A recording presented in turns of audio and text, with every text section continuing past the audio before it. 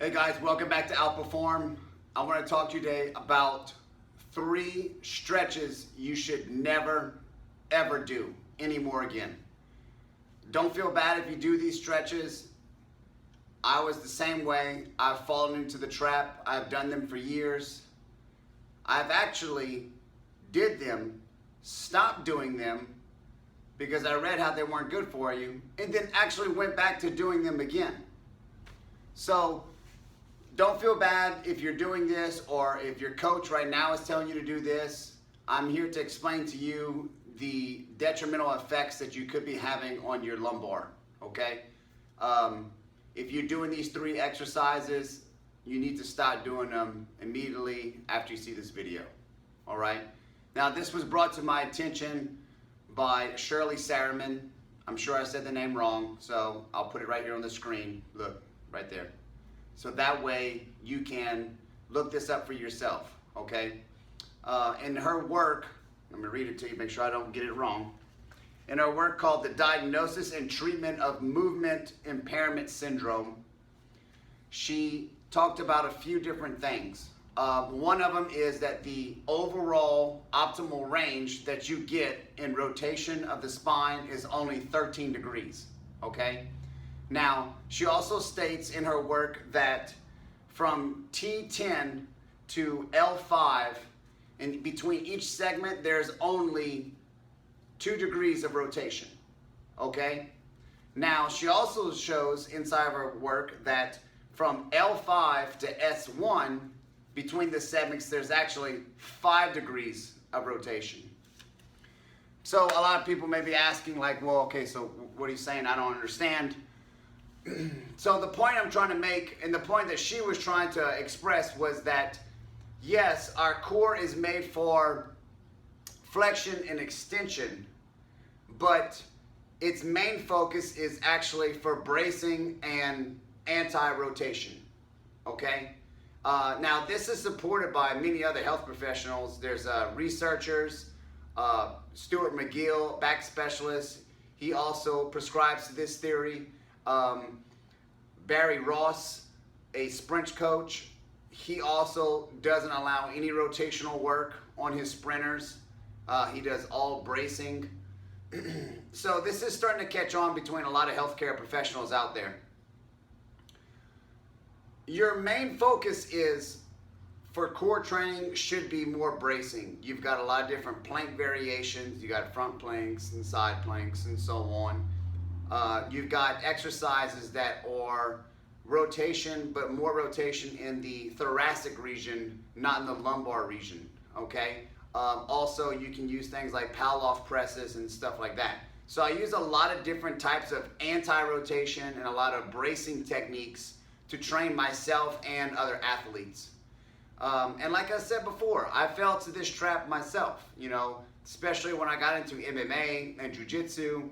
I felt that I had to train myself to be put in these pretzel-like fucked up positions, and so that way that when I got into those positions, that I would be able to handle the stress of the load on my spine a lot easier. And actually, I was just making things worse. And what I should have been done is just going back to like I've done before, was just more strengthening my core, not allowing myself to be rotated and bent over. So the main takeaway point of this is that your lumbar region has less rotational movement, okay? And your thoracic upper part, okay, your chest area behind you, your thoracic spine, has most movement, all right? So let's say you're a normal everyday person.